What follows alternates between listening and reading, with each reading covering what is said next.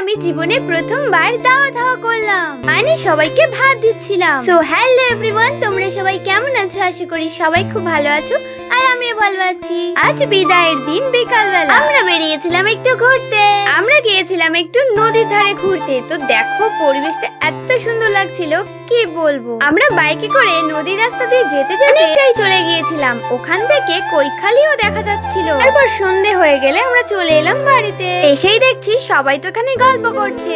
গল্প টল্প করে সবাই তো এখানে খেতে বসে গিয়েছিল। লাস্টে আমারই বসার জায়গা ছিল না। আমি আর কি করব, তাই ভাবলাম সবাইকে ভাতটা আমি ভাত দিচ্ছিলাম, আর এত হাসি পাচ্ছিল কি বলবো। আগে এইভাবে তো কাউকে দেওয়া হয়নি, তাই এমনি বাড়ির সবাইকে দিয়েছি, বাট এইভাবে তো দিইনি।